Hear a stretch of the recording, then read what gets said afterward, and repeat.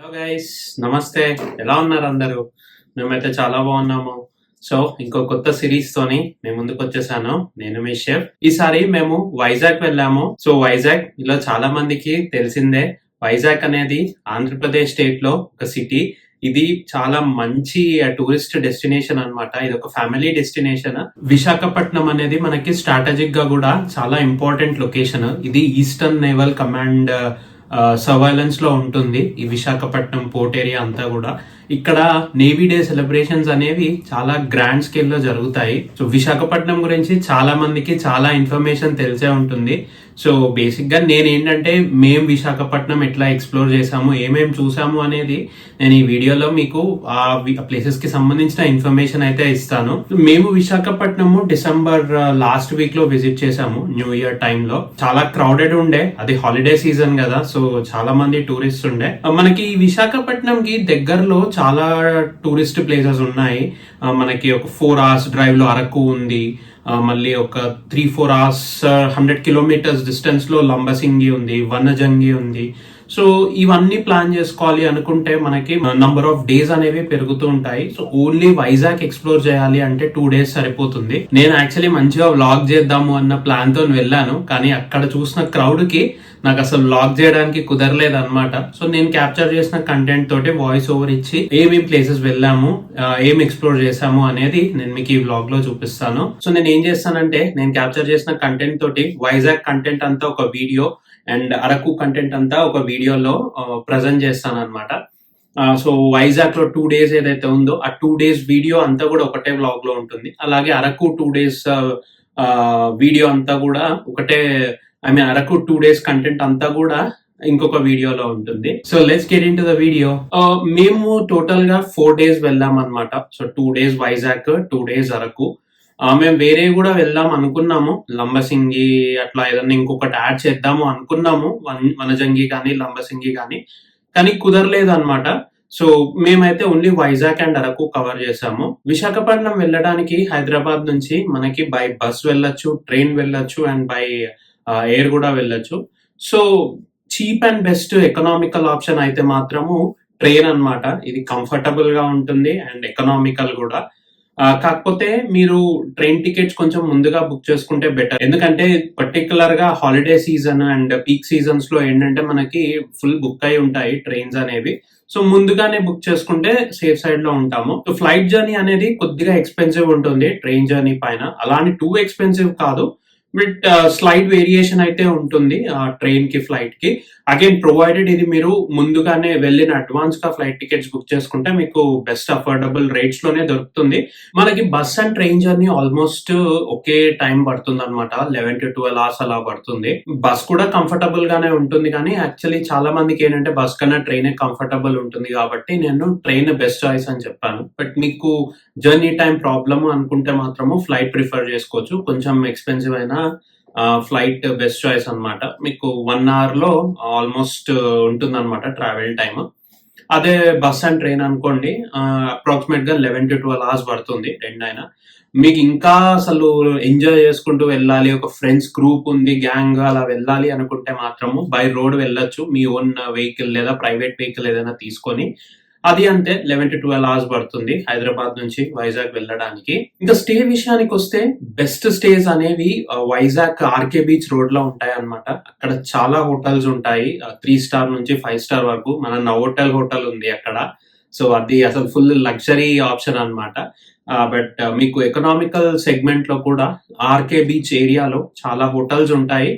So నేను మీకు ఈ బెస్ట్ ఎకనామిక్ హోటల్స్ ఎక్కడ బుక్ చేసుకోవాలనే లింక్ డిస్క్రిప్షన్ లో ఇస్తాను, చూడండి. అలాగే bus information, train and flight information కూడా డిస్క్రిప్షన్ లో ఇస్తాను, ఆ లింక్స్ చెక్ చేయండి. సో మేము స్టే చేసింది ఏంటంటే, మా మదర్ వాళ్ళది ఆఫీస్ గెస్ట్ హౌస్ ఉండే, సో అందులో స్టే చేసాము. సో అది ప్రోటోకాల్ ప్రకారము అక్కడ నేను రికార్డ్ చేయొద్దు, అందుకే నేను ఆ డీటెయిల్స్ ఏవి కూడా ఈ వీడియోలో విశాఖపట్నంలో మనకి సీ ఫుడ్ అనేది చాలా అదే అన్నమాట. మెయిన్ గా వీళ్ళకి ఫిషింగ్ అనేది one of the sources of income అన్నమాట. సో అక్కడ సీ ఫుడ్ అనేది మనకి చాలా అబండెంట్ గా అవైలబుల్ ఉంటుంది.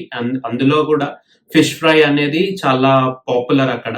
So fish curry, fish fry మీరు డెఫినెట్ గా టేస్ట్ చేయండి అక్కడ.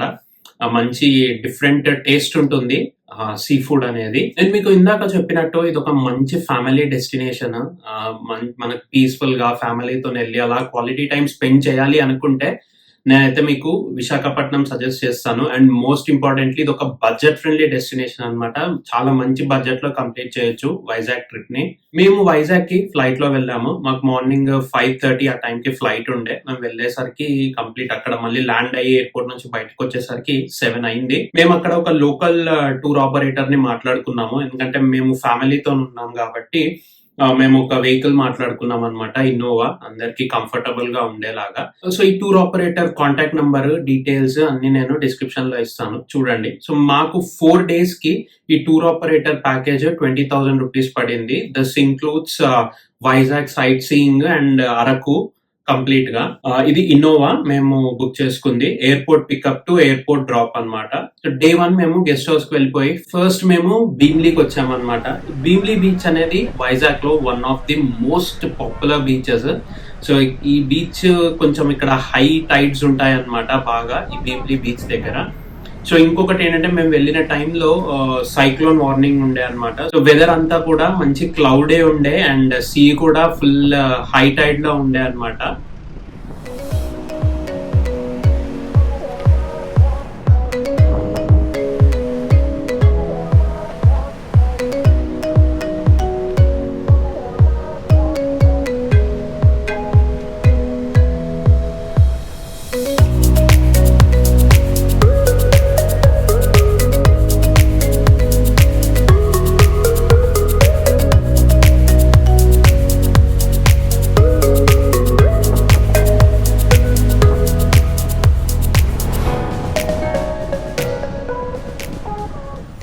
భీమ్లీ బీచ్ దగ్గర కాసేపు టైం స్పెండ్ చేసి నెక్స్ట్ అక్కడ నుంచి తోట్లకొండ ఆర్చ్ దగ్గరకు వచ్చామన్నమాట.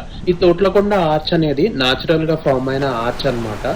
సో ఇది ఒక మంచి photo spot.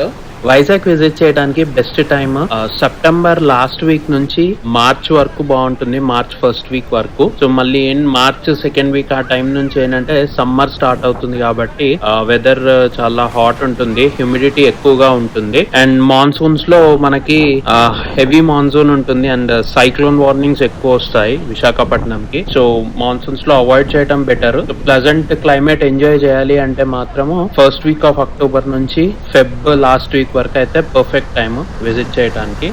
Thotlakonda natural arch తర్వాత నెక్స్ట్ వెళ్ళేది తోట్లకొండ వ్యూ పాయింట్ దగ్గరికి. అయితే ఈ వ్యూ పాయింట్ వెళ్ళే వేలో ఇక్కడ ఒక ఓల్డెస్ట్ బుద్ధిస్ట్ మొనస్ట్రీ ఉంది.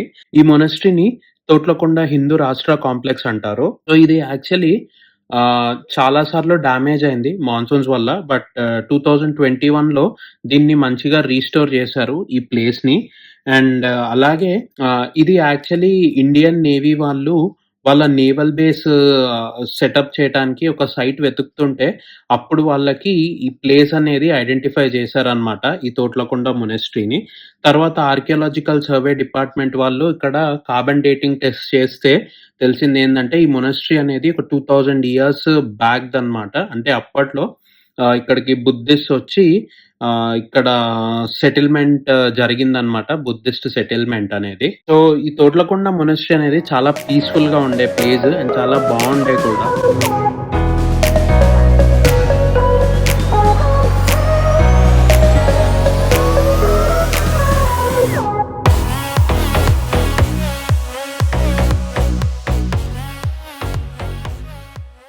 మొనస్ట్రీ కంప్లీట్ చేసుకొని మళ్ళీ అక్కడ నుంచి ఒక 5 minutes ట్రావెల్ చేసిన తర్వాత అక్కడే ఒక వ్యూ పాయింట్ ఉందన్నమాట. దాన్ని తోట్లకొండ వ్యూ పాయింట్ అంటారు.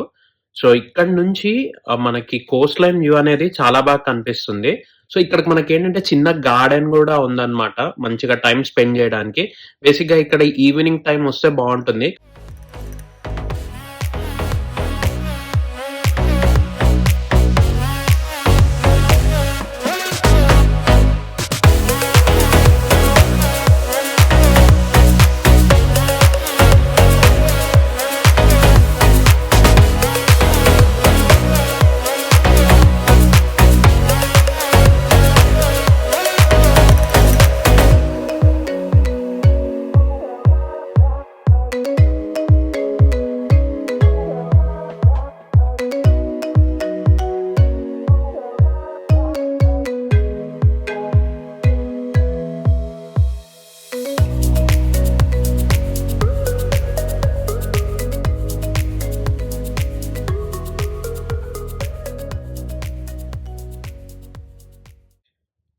తోట్లకొండ వ్యూ పాయింట్ తర్వాత మేము లంచ్‌కొచ్చామనమాట. సో, ఇక్కడ మనకి తోట్లకొండ వ్యూ పాయింట్ దగ్గర నుంచి అప్రాక్స్ ఒక 5 మినిట్స్ డిస్టెన్స్‌లో సాయి ప్రియ రెస్టారెంట్ అనుంది. సో, ఇక్కడ ఫుడ్ అనేది చాలా బావుంది. సో, మా క్యాబ్ డ్రైవర్ ఉన్నాడు గదా! అతను సజెస్ట్ చేశాడు ఇక్కడ ఫుడ్ బావుంటుంది అని జెప్పేసి. సో, ఇక్కడ బిర్యానీ ఇంకా ఫిష్ ఫ్రై అనేది చాలా బావుంది. సో, మీరు ట్రై చేయండి. లంచ్ కంప్లీట్ చేసుకున్నాక నెక్స్ట్ మేము ఋషికొండ బీచ్ దగ్గరకొచ్చాము. సో, ఈ ఋషికొండ అనేది చాలా పాపులర్ డెస్టినేషన్ వైజాగ్‌లో. సో, ఈ ఋషికొండకి ఒక ప్రామినెన్స్ గూడా ఉందన్నమాట. మంచి హిస్టారికల్ ప్లేస్ అని జెప్పి. సో, ఈ ఋషికొండ దగ్గరే మనకి గీతం యూనివర్సిటీ గూడా ఉంటుంది. ఋషికొండ బీచ్ ఆపోజిటే.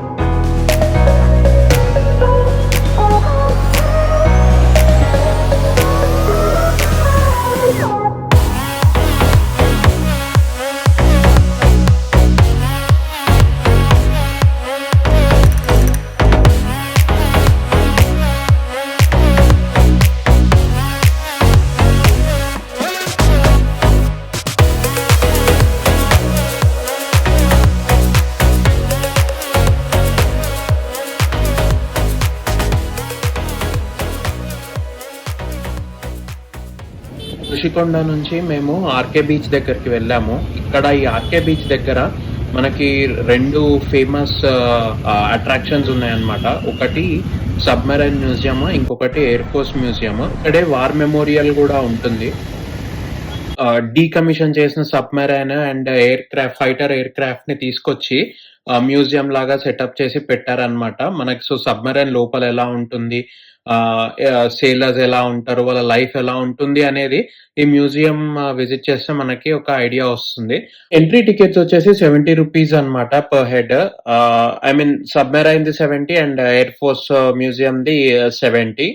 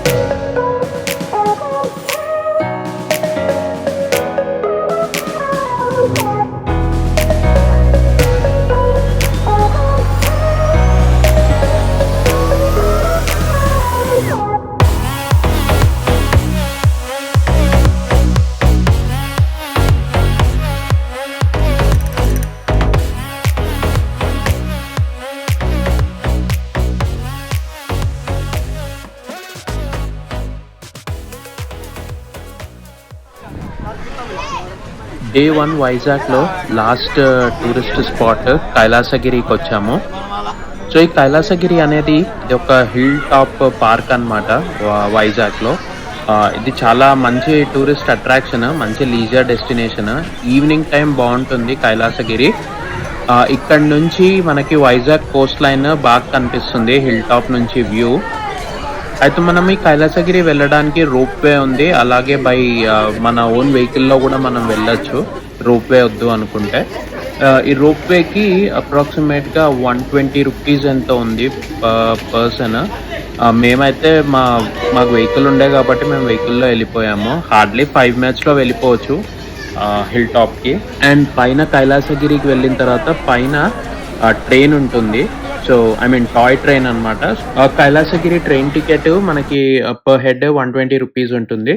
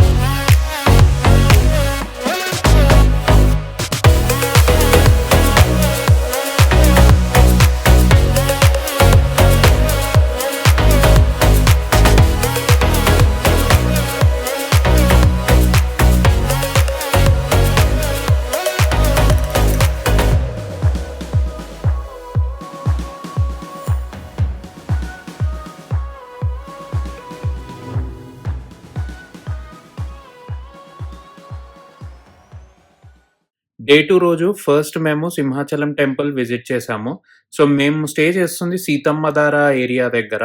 సో, అక్కడి నుంచి సింహాచలం టెంపుల్ మాకు అప్రాక్సిమేట్‌గా 40 మినిట్స్ పట్టింది. సో, ఈ సింహాచలం టెంపుల్‌ని శ్రీ వరాహలక్ష్మి నరసింహస్వామి టెంపుల్ అంటారు. ఈ టెంపుల్ అనేది విష్ణుమూర్తి యొక్క అవతారము అయిన లక్ష్మీ నరసింహస్వామి టెంపుల్ అన్నమాట. టెంపుల్ అయితే చాలా బావుంది. మాకు దర్శనం అయితే సూపర్ అన్నమాట అసలు. ఇక్కడ మీకు స్వామివారి దర్శనము దగ్గర నుంచి జరగాలి అంటే స్పెషల్ దర్శన్ టికెట్ తీసుకోండి. సో, ఆ స్పెషల్ దర్శన్ టికెట్ 300 రూపీస్ ఉంటుంది పర్ పర్సన్.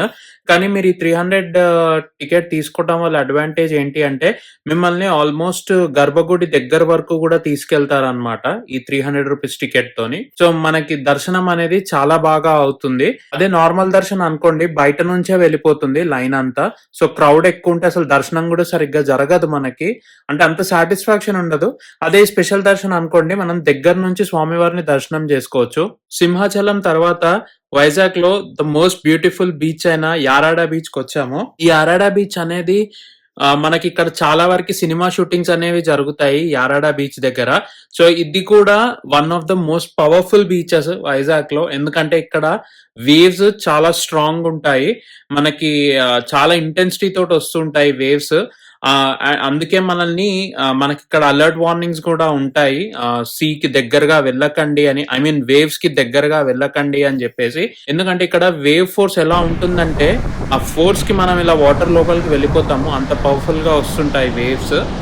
బట్ బీచ్ అయితే చాలా బావుంటుంది. యారాడ బీచ్ ఒక మంచి డిఫరెంట్ వైబ్, సైలెంట్‌గా ఉంటుంది కొంచెము.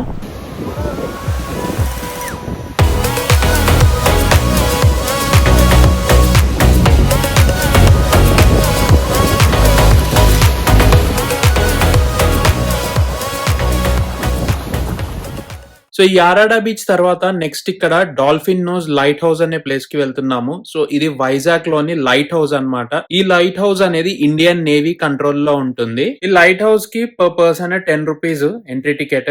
సో మేము వెళ్ళిన టైంలో ఆపరేషనల్ రీజన్స్ అంట క్లోజ్ చేశారు లైట్ హౌస్ ని. సో జస్ట్ మేము బయట నుంచి చూసి వచ్చేసాము. అండ్ ఈ లైట్ హౌస్ దగ్గర నుంచి మనకి యారాడా బీచ్ అనేది చాలా బాగా కనిపిస్తుంది అన్నమాట.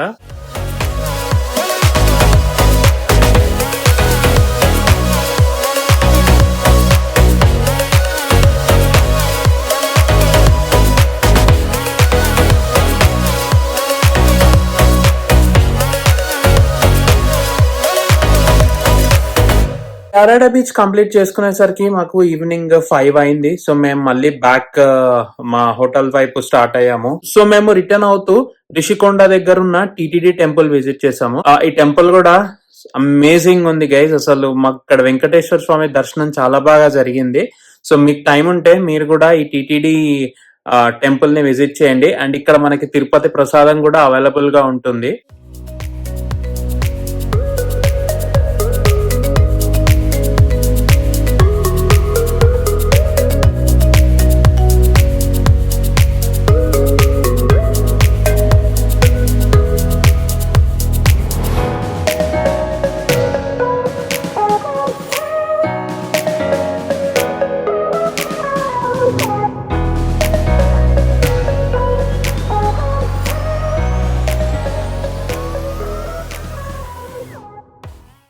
టిటిడి టెంపుల్ తర్వాత అక్కడే పక్కనున్న ఇస్కాన్ కి వెళ్ళామన్నమాట. ఇస్కాన్ టెంపుల్ కి.